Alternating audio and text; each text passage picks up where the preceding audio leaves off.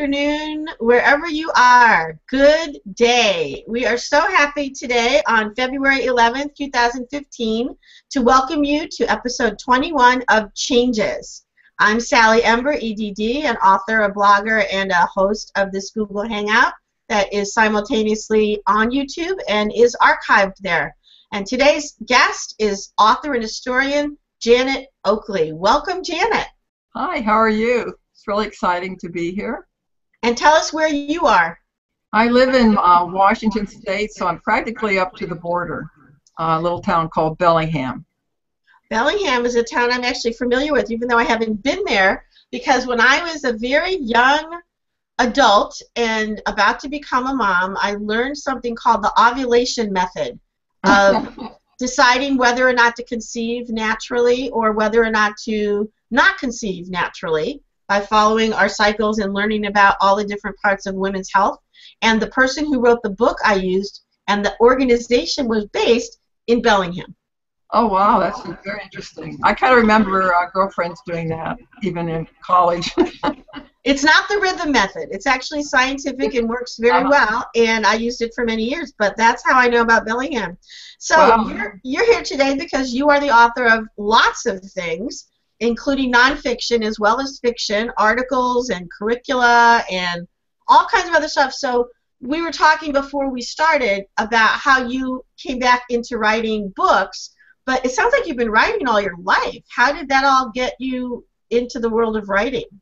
Well, you know, I think the thing has a lot to do with family. I've been thinking about this lately. My mom passed away at 99 in May, and my parents always read to us. They always took us to libraries. So I always say that I started writing when I was in second grade. I wrote the Funny Bunny series, which I still have copies of. My mom saved everything. You should totally publish those. I bet you could make a lot of money with those. Oh yeah, sure. I have my second grade drawings and everything. But you know, the story, I told a lot of stories, and I guess I was a jabberer too. My mom said I just talked all the time. So that started writing stories like that. And by fifth grade, we had to do like an assignment on how to. I think it was for social studies actually. I've always been interested in history. And so I wrote about Jonathan Edwards, young pioneer, or something wild like that, and illustrated it. I knew about nothing. So his mother gets sick and has twins, you know, like 4 days later. But it was great stuff. And then really, by the time I was in middle school, I started writing more seriously. We said junior high back then. And then in high school, I really kind of took the plunge. I had a wonderful creative writing teacher, and I started writing short stories. But I think I've always been doing that. And then I sort of lapsed into folk singing. I actually sang. My biggest thing was singing in the Diamond Head Crater at the Sunshine Pleasure Fair, which was a huge event. Let's see, that would have been about 1971. Wow! Wait! Back up a minute. Did you sing as a solo artist with the guitar and the long hair and everything? I did. I was totally a hippy-dippy girl. Well, I'm the same age, so I totally get that. Were you writing your own songs, or were you singing other people? I was writing a lot of my own songs, but I really loved Judy Collins and you know, Joan Baez and stuff like that. So I did a little bit of that. You know, I'm never an outstanding you know, guitarist, but I think I had a pretty good voice.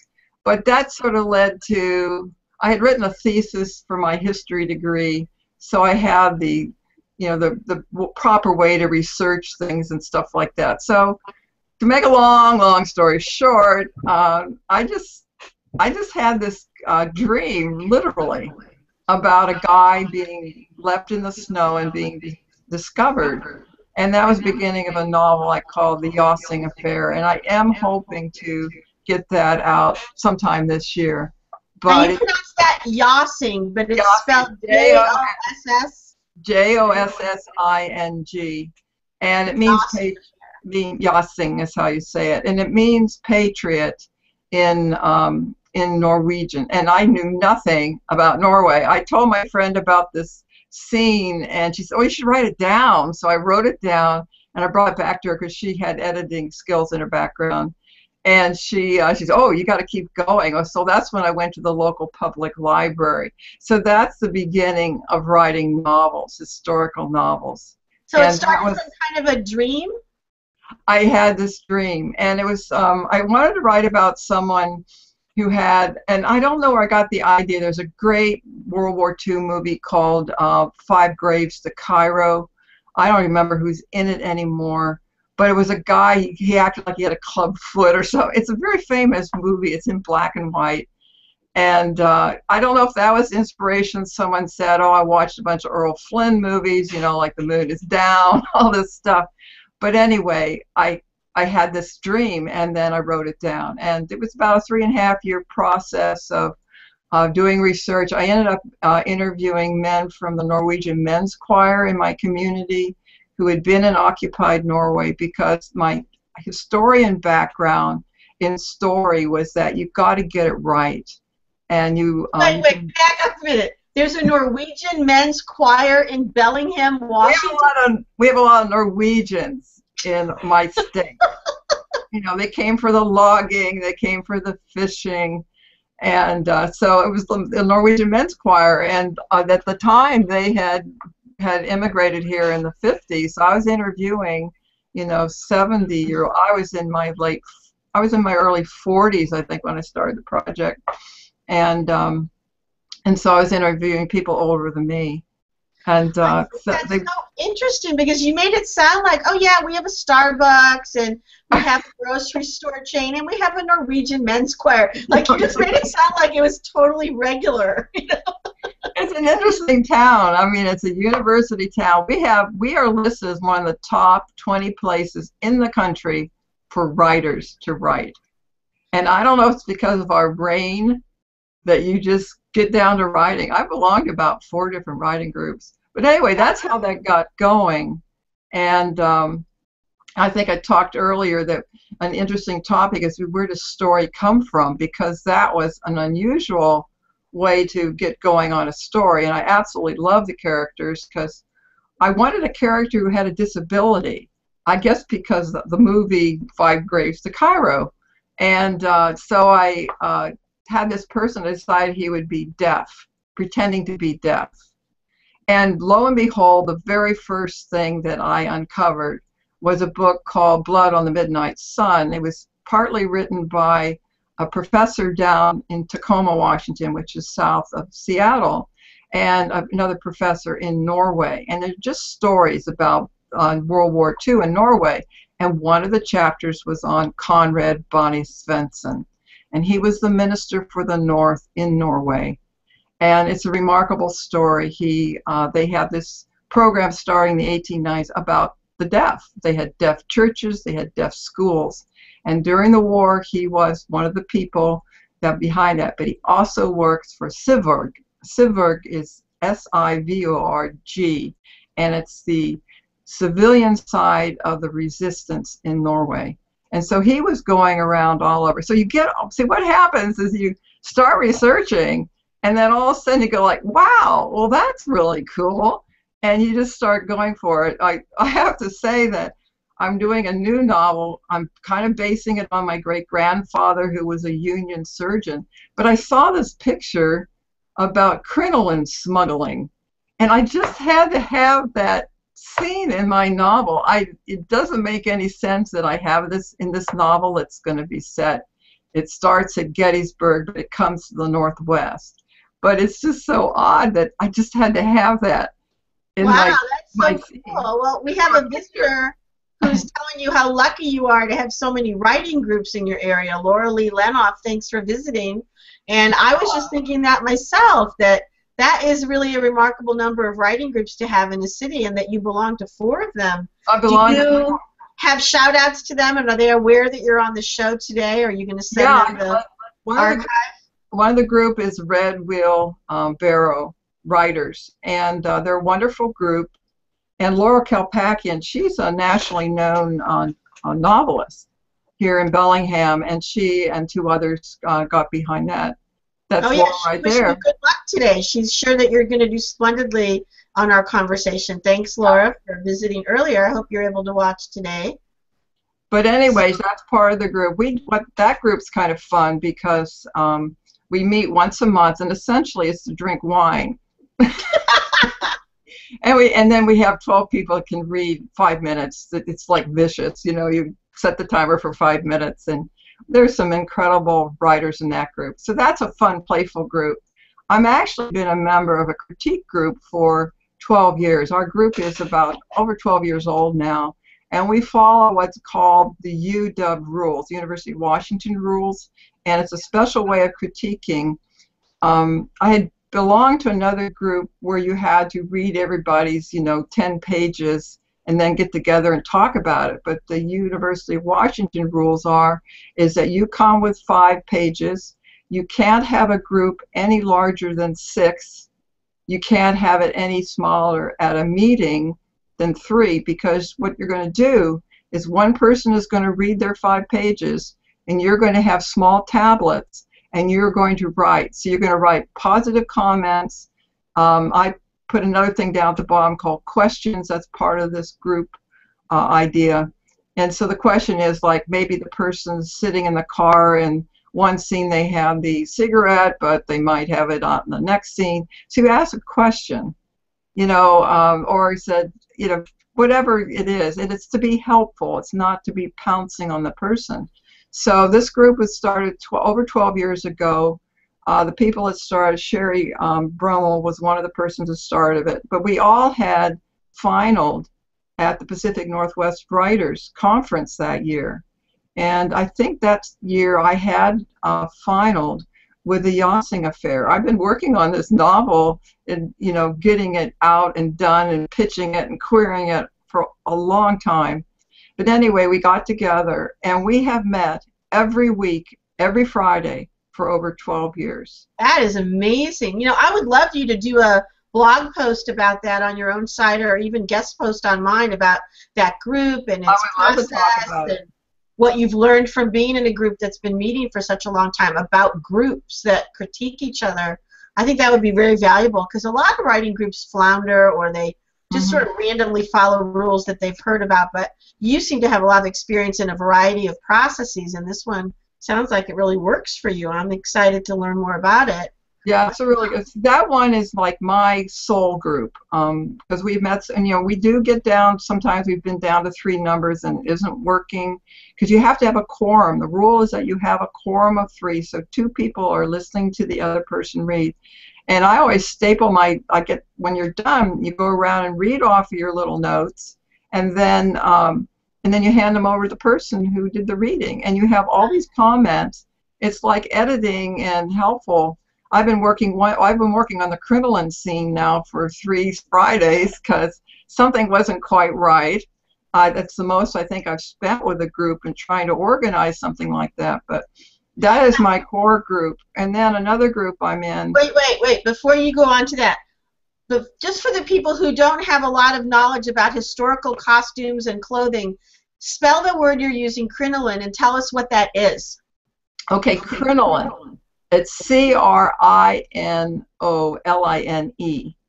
And women wore a lot of petticoats. And sometime, I think in the 1830s, someone devised it's called a cage, and it's actually, they were wires. And it kind of hung down by tape. I don't have a picture in front of me. I could probably bring them a picture, but I'm afraid to touch the... Don't do it now, but post it on the event page later. I will. But anyway, so someone came up with an idea, is that if you have a cage crinoline, it has wires. They were made of steel band, an early version of steel, and then it's hung together by cloth tape, starting at the waist down to the hem. So what it did, the shape is really important, and it pretty well goes with all eras. They had a certain shape that they used during the colonial period. You see the really wide things. And so this idea was that it's lighter, you can have less petticoats on top, but it gives the shape that's desirable for your clothing. Later on, it's going to move to the back and become a bustle, probably by the late 1870s, I think. And where does what we think of as a hoop skirt that fit into that? What we call a hoop skirt today, and sometimes it had a thin covering over the top of it. I actually have a corded petticoat that's starched, and women did wear the hoop skirt, you know, when they worked and all this. My understanding is that you wore the corded petticoat that's starched. It would still give you that shape. It's so stiff with starch that it will hold your shape out the way you want it to look, the way your skirts, but it's much lighter. And actually, on very hot days when I've worn it out on San Juan Island, I'm quite cool underneath because I don't have the petticoats right against my legs. There's air in there. And of course, there's that famous scene in The King and I where the king comes in and the women are trying on their, you know, they're wearing crinoline and they all bow down. Of course, you didn't have, they started wearing underwear also during, I think, the 1840s, 50s, because this crinoline had tendency to swing. And when it did that, a lot of unpleasant things were exposed. Women did not wear underwear until about the 1830s. A lot of people, it's a surprise to them, but that's part of it. You know, that doesn't really make sense to me. I don't want to get into the details because this is rated PG, but women were menstruating for every generation. How do you not wear underwear? That doesn't even work. That just makes no sense. But maybe some of the month they wouldn't have to wear underwear. But well, some of the month they'd have to wear something, you know. They didn't have underwear, but they probably had something that looked like, you know, a cloth and a band that it was attached to or sewn to. Oh, I see what you mean. Okay, so the actual garment that we call underwear came into existence later. Yeah, you had drawers, D-R-A-W-E-R-S. And they're like boxers for women. Yeah, but they did not have, it had an opening. Oh, so you could go to the outhouse and just open it up, right? It's open anyway, so it's just like two legs attached together with a band. There is no, they're not connected. We have pants that have, you know, it's so different from the way we live. So. Well, I put some pictures of you dressed up in your historical garb from your website up on the event page, where one of them you call your schoolmarm outfit. And I'm not sure what you call the other one, but are you wearing crinoline under both of those? Both of those I have on that starch petticoat. And I did find a recipe. I think I put it on my website because I had something about maybe crinoline some time ago. But anyway, they had a recipe for making the starch. Today I was taught how to take a whole jug of liquid starch, put it in a tub, put your petticoat in it, get it totally just covered, pull it up, and then my friends who are really excellent reenactors, they take it upside down garbage can clean, and you lay the petticoat over that so it keeps its cone shape, let it dry, then you take it off because it's stiffer than all get out, and then you spritz it with water and iron out all the crinkles. But I have to kind of sprinkle mine a little bit. The starch is held very well, but these cords are near the bottom. They're probably about 5 inches off the bottom of the petticoat, and it gives this, it's so stiff, this cord is, it's sewn into the cloth that it gives that, makes the shape come out the way you want it to look. But I'm learning, I keep learning new stuff as I learn how to do this. I call it dressing properly. I don't have a corset yet. I suppose I'm going to have to actually do that. But I have friends that are, one of the gals works at a place in Tacoma, and she's wearing her corset every day. She's a fabulous reenactor and teacher. She's an educator too. So it's, over the years, I've come into contact with just the most wonderful people. Because we're close to the Canadian border, our history up here is very much linked with British Columbia, and a lot of the exploration, the stuff that was going on here. So I hang out with a group on San Juan Island, which is off the coast, the main coast of Washington State, and we have this thing called English Encampment, and we have people come from Canada, they come from all over Washington State, and we interpret how the island was occupied from 1860 to 1872, because they did not know the boundary, a water boundary, where it should go between Vancouver Island and Washington Territory. So history to me, I call it history CSI because you are constantly finding things, and actually these are the kinds of questions and things that intrigue me and make me want to write about it. So I could go on. I'm sort of in the 1860s time period, but I'm also in the early 20th century with the Great Depression, and then my new book, Timber Rose, is about women climbing mountains in skirts.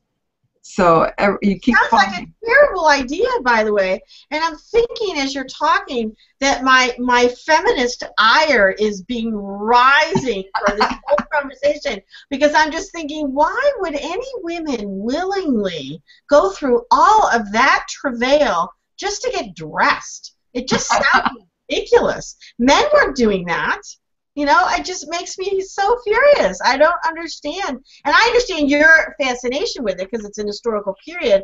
And I have a niece who's into the Renaissance reenactments. She goes to all these Ren fairs, and she has a whole outfit, and all they wear outfits, and they drink the mead and eat the food. And, you know, it's a cosplay kind of thing. I get that. But I don't understand in the actual time period why people put up with it. I would not have. Well, you know, they didn't have bras, so actually a corset is really interesting. I don't have a proper one yet, but the corset in the 1860s, it has kind of a little flange at the bottom. You actually rested your petticoats on that, and would take some of the pressure off your back. So you have you're wanting to have the shape that's fashionable. I mean, look what girls wear today. I kind of go like, woo, you know, they're wearing shoes that when you're 70, you're really going to regret it, because you have to women need to have, in taking care of their health, they need to take care of their feet, and there's probably other things you have to take care of, but taking care of your feet when you're an older person, and watching my mom, who lived to be 99, you know, that the ability to walk, if you cannot walk, your health plummets. And I kind of worry about young women.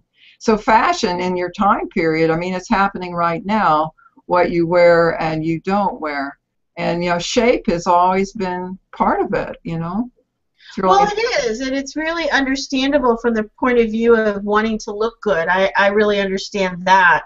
But I'm really a minimalist and a feminist, and I have been pretty much all my life, and don't wear makeup and don't wear all this accoutrements. And I hurt my leg very seriously in a car accident when I was in high school, and I could never wear heels, which probably saved my feet anyway. And a lot of other things that people will adjust or wear, I just never was interested. Yeah. Wear jewelry very much, you know, I just don't like it. It's just not my thing. I know a lot of people really do, so I'm not putting those people down. But to make your life revolve around what you wear, to the degree that you described about how you have to starch it and put it on this thing, and then you have to iron it, and that's just one petticoat, right? Yeah. I'm assuming people had more than one. I mean, it just sounds so arduous. Where do they have the time? They must have been the rich people who did this, not the working people. That's what I'm thinking. No, women. You would see women. A starch petticoat is what you'd wear when you work. You know, give you the shape and all that, but you don't have, you know, the metal crinoline banging. So they call it a starch petticoat. But yeah, it's really. I think I'm a feminist too, and you know, I've always wanted to have a haircut. I could just run my comb through. I've been pretty much like that. Yeah. I have been more paying attention to makeup because I am going out in the public. But generally, I don't know. I was never the girl that laid out in the sun. You know, all my girlfriends, you know, when I was a teenager, a long time ago, that was the fashion, is just to lay out. And number one, I thought it was boring.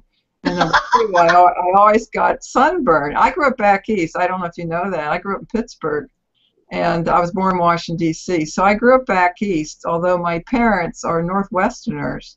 So my mom was from Idaho, and my dad spent most of his time growing up in Oregon.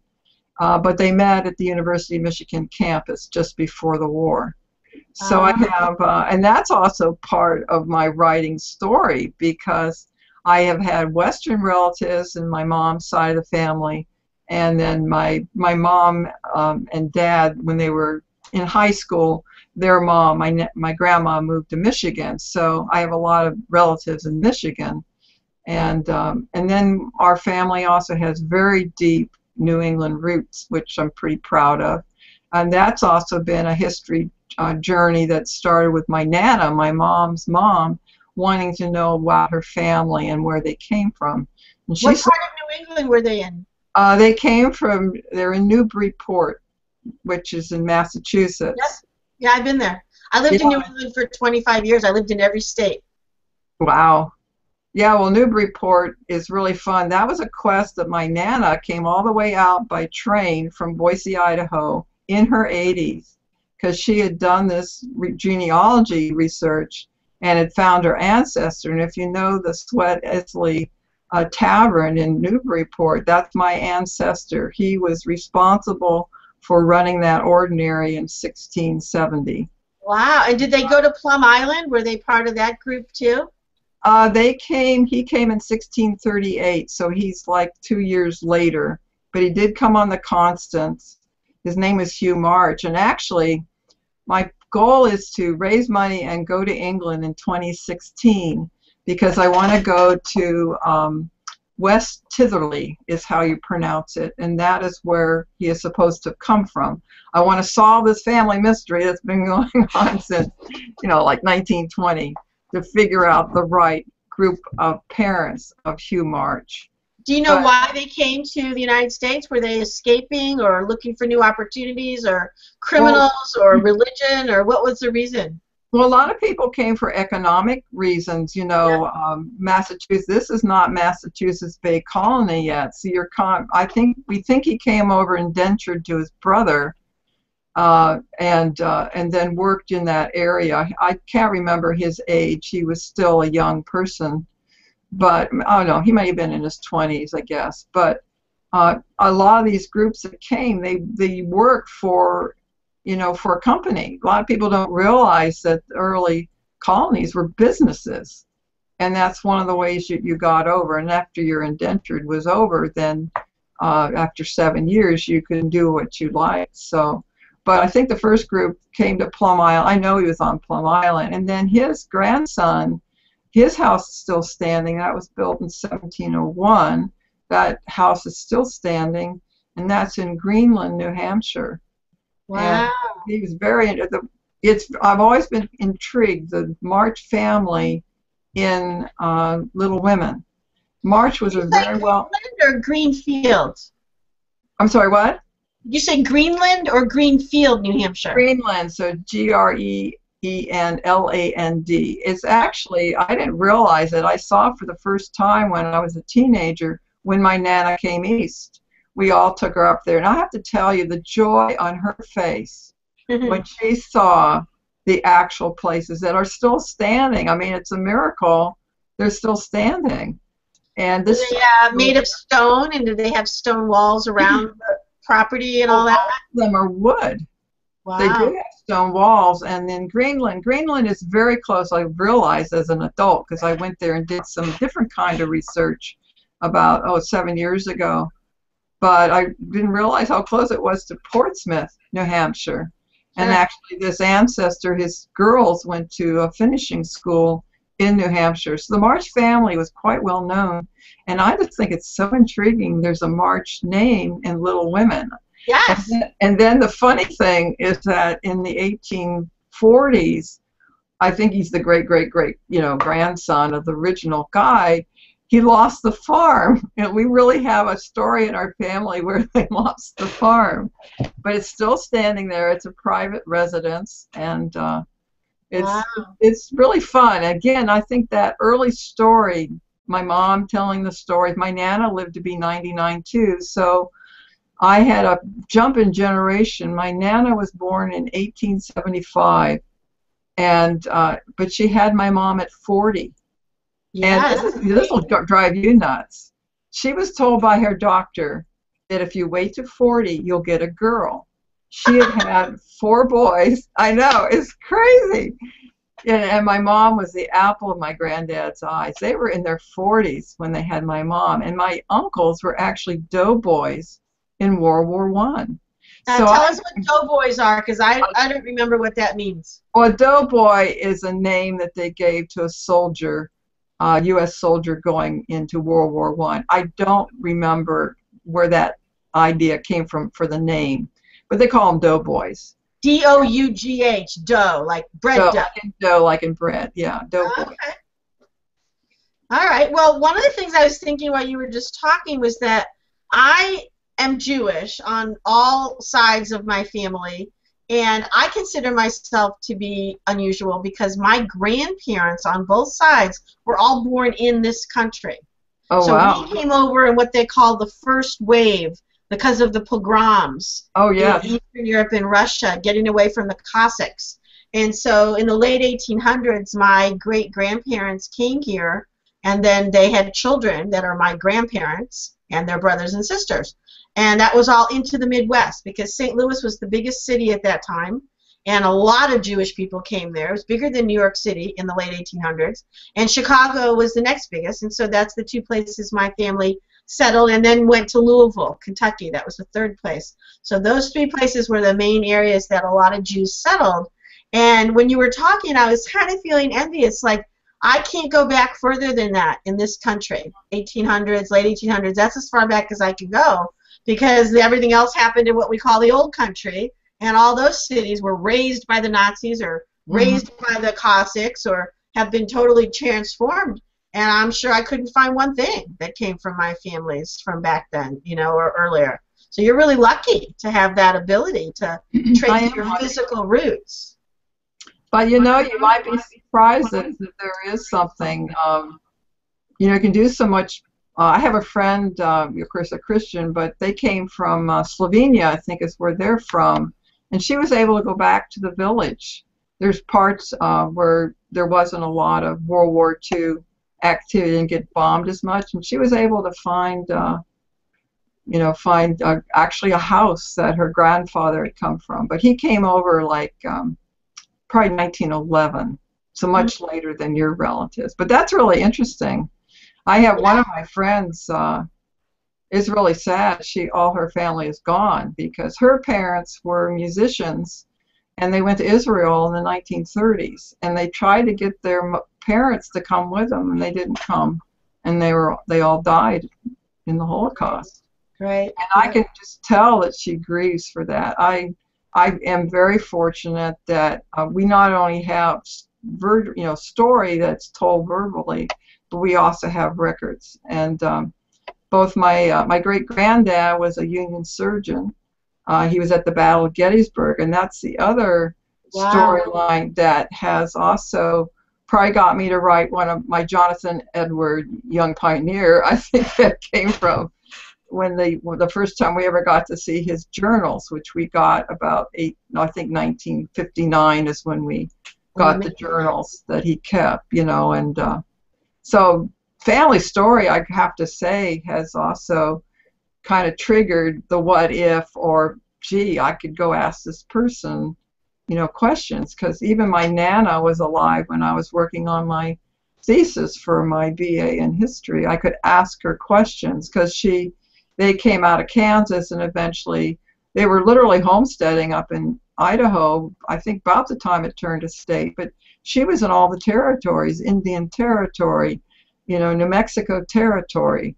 Amazing story, and I could actually talk to her because we had this big jump of family, you know, generation in the family. Yeah. Even talking, I didn't meet my uncles that often, but I certainly heard their stories.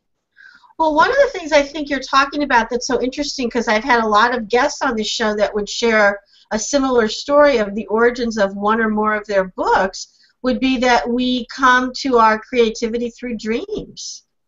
And you then explored that by researching and continuing to talk to people. Some of us, like I write science fiction, so I do the science part as research, but the rest of it just comes out of my imagination or my experience, and dreams, more dreams, meditation, whatever. And I know so many writers who get information, ideas, characters, situations from our dreams. It's really common.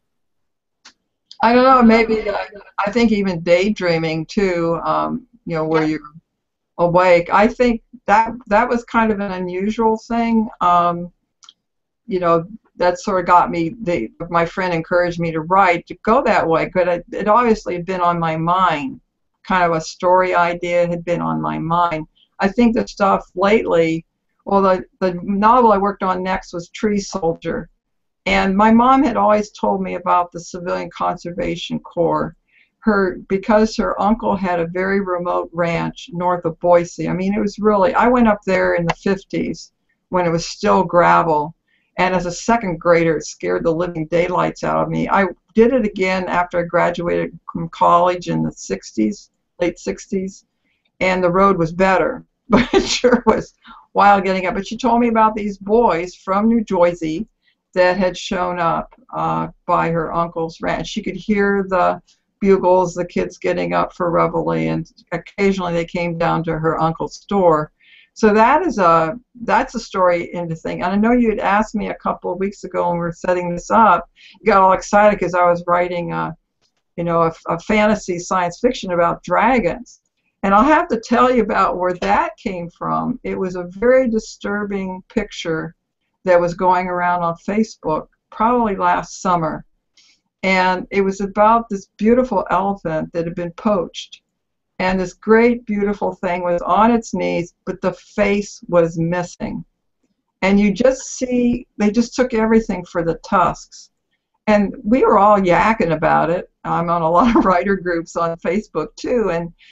And it was so disturbing. I wanted to write something that would resonate how terrible it was. And all of a sudden, I had this idea about a national park that dragons had been discovered in the 1830s by some folklorist, in the Black Forest. I have it kind of vague, but they'd been discovered, and to keep it secret, they developed a whole system of national park. They just kept it secret, and there's this group that organized to protect them. That's how it began. But actually, what I was looking at all the things that have happened to rhino and elephant, how they've been poached, how their numbers have been put down. Yeah. So I said, I'm really writing a science fiction because I don't have fantasy in it. To me, dragons are real. They talk. They're very old. The oldest one is like 3,000 years old. But they were rediscovered about the time that Harry Potter, actually the Lord of the Rings came out. And, that was in the early 70s. And when they were discovered to be actually real, people started wanting to get in there. So they started a national park. They had rangers, just like they do in Africa, to protect these animals. Nice. And someone found a way to, that's the story, but that's where that story came from. And it's just a short story, but I wanted to talk about poaching. It's really about poaching. Well, Ursula K. Le Guin and Philip K. Dick and Kurt Vonnegut. I mean, there's a long list. Connie Willis. There's a long list of speculative fiction writers who write in both science fiction and fantasy and mixed, who are really social science fiction and political science fiction writers, because Isaac Asimov, too, they're trying to show elements of our society, of our scientific community, of our political realities that they're dissatisfied with, that they want to shine a light on. And the best way to do that, like even in Avatar, that was really taken from the word for world is forest from Ursula K. Le Guin. And you look at something like, really the subjugation of an entire group of people because of their land, their resources, their culture, and of animals. And that is sometimes the only way people will read about it, is if they think it's a fantasy or a science fiction story. But then you really slam home your point in a very subtle way, and people are sitting up and taking notice. That's fun. I mean, the scariest book I ever read about pollution. He wrote a science fiction book about ocean pollution that was so frightening that I read it 35 or 40 years ago, and I still have nightmares about it. That's how powerful it can be, because it was all about, his idea was that these creatures would start to form in the ocean because of the way we were polluting, that were so mutated and so dangerous that at some point, if you just put one finger in the ocean, they would climb up on you and just eat your whole body. Woo! It was just horrible. Yeah, and sometimes I don't read that because it is too scary. It is scary. But you know, the interesting thing is that right now, I don't know. Because I've gotten really heavy into the Civil War, and because I have my great granddad's comments, what he wrote, you know, in his journals as a doctor, because he was a country doctor, and then they, I think it's after the Battle of Second Manassas. It was just awful. And in the old days, they had kind of a minimal medical corps, but often it was like if you were left on the battlefield, good luck, someone will come and pick you up. But they had this horrible high count of wounded and killed. And so it was such a disgrace that they started talking about reforming the medical corps. So on the Union side, we had the Surgeon General, and his name was Hammond. He was the first a neurosurgeon or neurologist, someone who studied the science of the brain. And he was Hammond was our Surgeon General in 1862. And then a gentleman named Jonathan Letterman, they two of them got together and developed an ambulance corps, to the point they developed ambulances in a way of even teaching you how to put a person on an ambulance. And I think they said after the Battle of Antietam was like, I don't know, 22,000 on the field, and they got them all off within 24 hours. Amazing.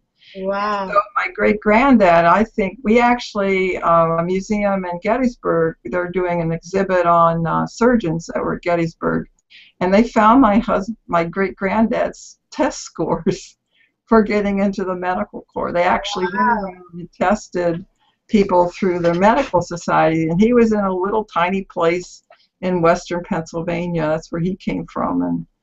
And so again, this family story thing is now the structure for this new novel that I'm writing, and I'm learning all about. I'm actually focusing on post-traumatic stress. I don't think that question was ever asked of my great-grandfather.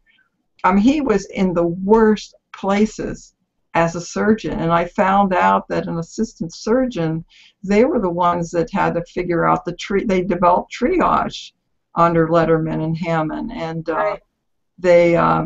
So it's interesting how, again, you have science does come in to history and how it changes. One of the things that's happening, you could take a camera to a battlefield. So people were seeing for the first, they didn't have it in the newspaper because they're still doing engravings, but they would have exhibits of photographs, and people were shocked. They were actually seeing what a battle actually looked like, and it's not this wonderful heroic.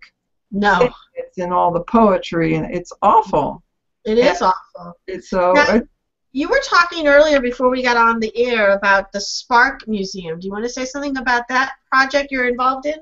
Oh, that's a really fun thing. The museum had started off a little hole in the wall, but it was a collection of radios and some early stuff, and they developed this now into a wonderful museum. They changed the name to Spark a couple of years ago, and I think it's I can't remember. It's the Spark, and then it's the Museum of Electricity and something or other.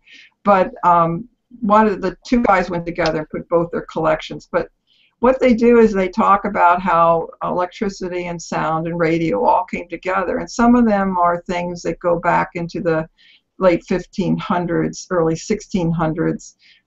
It used to be that, you know, electricity is just a shock, but they were developing little things that you could turn and make a spark. I had something like that when I was a kid. You'd turn it around and make a spark. And those were the kinds of things that were like show elements. So what I'm doing at the Spark, I actually specialize in 19th century pioneers. I've been working with school kids since, before 1986. I started working for the Bellingham schools out in the woods. And so all these years I have worked with third graders and fourth graders on pioneers. So I do pioneers upstairs in this museum with one class. The other class is down below. They're learning all about how electricity and telegraph is part of that. I never realized a telegraph has a battery in it. I just never made that connection. It's an early battery. Wow. I didn't know that. And so they're learning all of that. really the 19th century, we often call it the science century, because at the beginning of the century, you're going to a sideshow and you're watching someone make electricity by turning something around. You can touch it and get a shock. By the end of the century, you have lights in your house. You have electric power. And telephones were right around that time at the end of that century, right? Yeah, telephones, all that stuff is coming, and the telephone is coming out of sending sound and you had Marconi, you had Graham Bell, you had Edison, you had, who's the one that starts with a T that's really famous? Oh, Tesla. Right, Tesla. You had all those people in the 1800s, right? Mm-hmm. That's amazing. More near the end. And the interesting thing they say, we got the telegraph really late here in Washington. We became a state in 1889. So we were the longest of all the territories. They didn't quite know what to do with us. We're way up here, pokey in the corner. Oregon was a state before we were. But so they say that they had a telegraph that ran, you can get a message all the way back east from San Francisco, I think in the 1860s. So they said that, or maybe not that, but what they said that when Lincoln was inaugurated, it took 7 weeks to get the information out to us. Because you had to come by paddle boat and then take a train across the isthmus and then come up to San Francisco. So we would hear it really late because we have to bring the news up by a boat. There's no telegraph up to us. Well, you know what? You have another comment here from Laura Lee who wants to appreciate how you have these journals from your great-grandfather and how you get to use those for your research that she calls a fantastic springboard to have that primary source. And you were talking about him, I think, from Civil War. Right, so that's what she's referring to, so that's pretty cool. And in addition to all the other things we haven't had a chance to talk about, it is now 1/4 of the hour. Okay. Which is unbelievable. I know we could just talk for hours, but the show's only an hour long.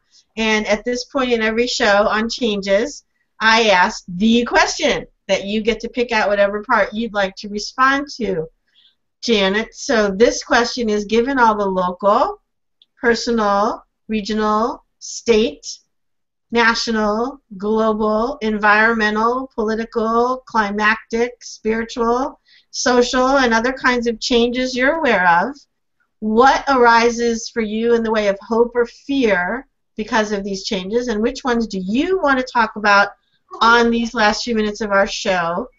Take it away, Janet Oakley.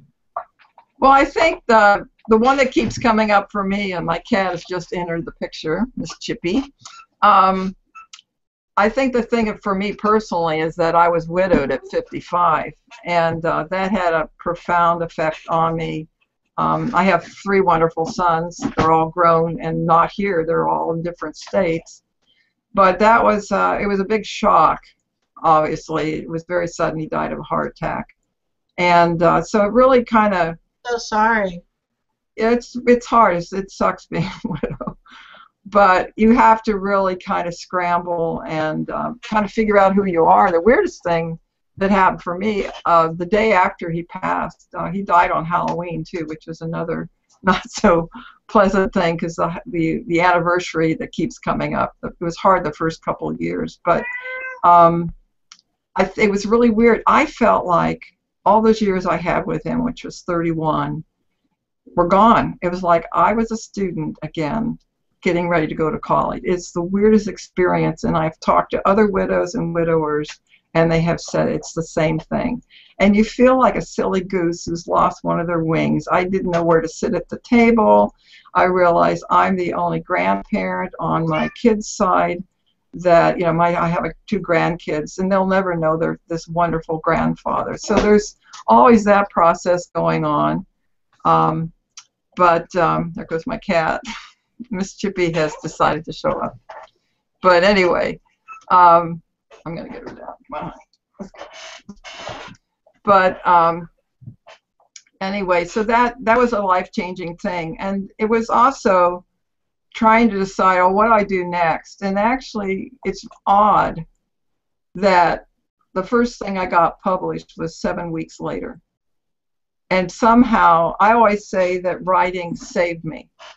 That being so focused on, I wrote letters to him in a journal I was working on grabbing on different kinds of things that I could do to make myself, you know, become myself again or whatever. So that was part of this creative process that just really, I think it was always there, but it was almost like a survival grief technique that I got. That my first thing published was called on how to, on being a rugby mom, because I had been a soccer mom for 12 years, and then all of a sudden my my cat keeps wanting to come and join us.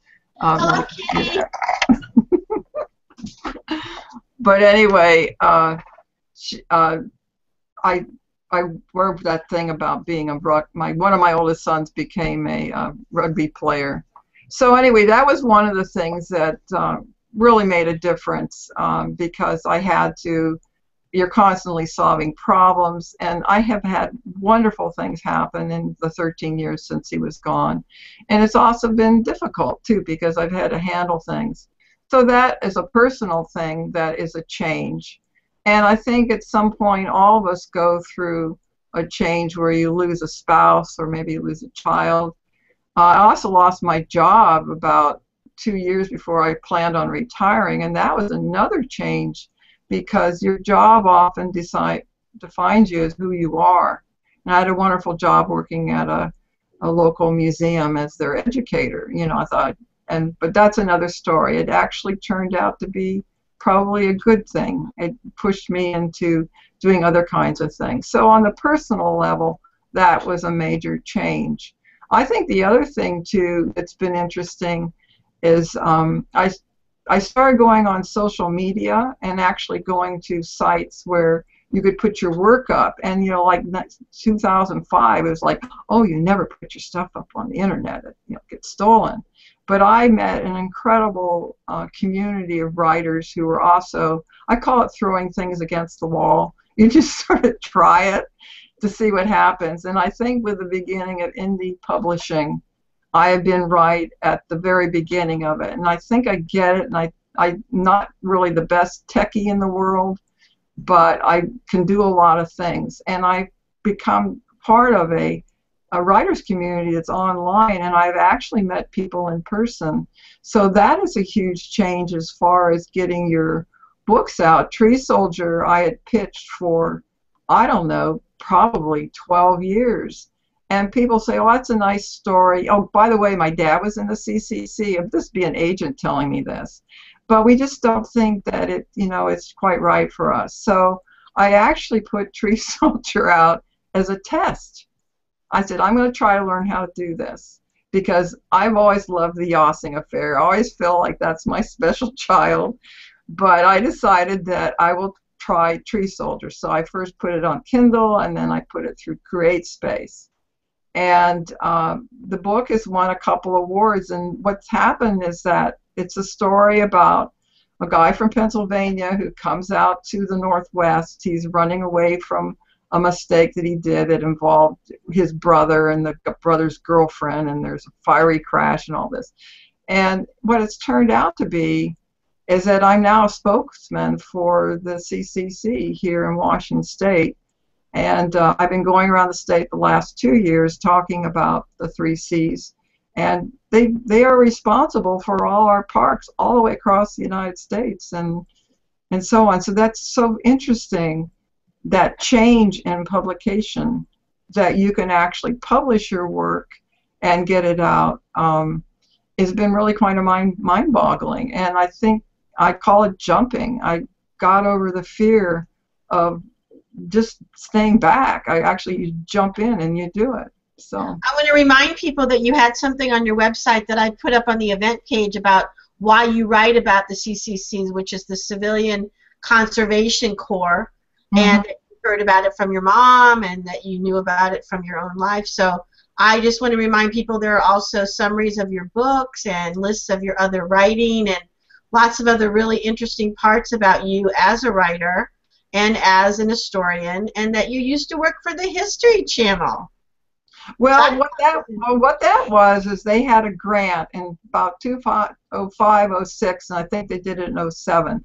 They had something called Save Our History, and they were trying to connect classrooms with history locally. So History Link is a wonderful site that you can go on and find all kinds of stories about Washington State's history, and they're historians who are writing them, so it means everything that you write about. Like I wrote about a dam in down Snohomish County, and it doesn't sound very important, but it's important for that region, but it's all cited.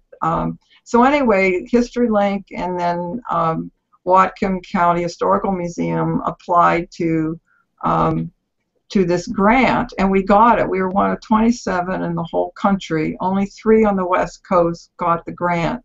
And then I worked with high school students here locally, and we looked at old court cases. They wanted us to tie the students into a physical building, or it could be in a graveyard or whatever. And we have the oldest brick building in the state of Washington. So that was a wonderful experience. We had people from the History Channel come here too. We had a big celebration that spring, but it was really wonderful working with a wonderful group of high school kids going through old records looking for court cases. I picked the court cases out that'd be interested for the kids to go through the file, and fortunately the archives is down at the bottom of their baseball field, so they could walk down there after school. But that was a wonderful experience. That's really great. Well, I'm going to remind people again of where they can reach you, which is also on the event page. Your website is historyweaver, HISTORYWEAVER.wordpress.com, and you also have a Pinterest page, which is under the name of Hellebore, HELEBORE, and you're also on Twitter, and then you also have your TV page URL. So tell me about Hellebore. Why are you using that? Well, it's funny. I think I put it up there as, I don't know. I love hellebores. Hellebores, they, back east, you said it's pretty mild where you are right now, but, back east, my brother lives in Massachusetts, so he has 3 feet of snow to deal with. But our flowers are up, and hellebores come up here in the Northwest as early as January. The flowers are blooming, and I've just fallen in love with them because they can be green all winter long. And that's just in the thing. Just like them. Okay. I just like them. Is there anyone else you'd like to thank, or anything you want to tell us about what's coming up for you before we end? Well, the next thing, I am working, I have a couple of things going on. There's a possibility of a nonfiction about the CCC. I'm in a project I can't talk about now, but it's very exciting. It's an entirely different genre that I'm used to writing in, but it's pretty amazing. And again, it's a connection to people that I met online and have met in person. I think the most recent thing I'll be doing, I'm going down to Mukilteo, which is down near Seattle. It's my 20th year being a colonial woman with the entire 5th grade of a wonderful elementary school. And I'll be going down there in about 2 weeks. And as far as publishing, I hope to get Yossing. I have the edits, and we're working on that. But I guess to thank, I'm so grateful to have people that care about me and care about my writing. I think my wonderful critique group, I'd give a shout out to them. And then programs like extension programs like the University of Washington have for helping writers, learn the craft and improve upon their writing. So. Well, I really meant that. If you want to write a blog post, I'll put it up on my blog, and you can put it on yours about that University of Washington writing critique group process. And I want to thank you for bringing that up, and for all the other wonderful tidbits and facts you've referenced and will reference on your website and in your books. You're just a fount of information, and I find that fascinating too, and I'm excited that you've been on our show. I want to remind people that Changes is an almost weekly show, and next week is one of those not weeks where I'm taking the Wednesday off, so you can tune in next week, but we won't have a show on the 18th. But we are very excited the week after that, February 25th, to welcome Paul Wagner. And I have to say, in no way to disrespect any of my previous guests, Paul Wagner is probably the most famous guest that I will have on the show to date, which is only now going to be episode 22 when he comes on. He's got TV appearances and national recognition as a comedian and a writer and a producer, and He's an author of a new book and a lot of other things, and he's hilariously funny. So I'm excited to have him on the 25th. And like I said, no show next week. And I'm always looking for authors to come and converse with me. It's not an interview, as you know.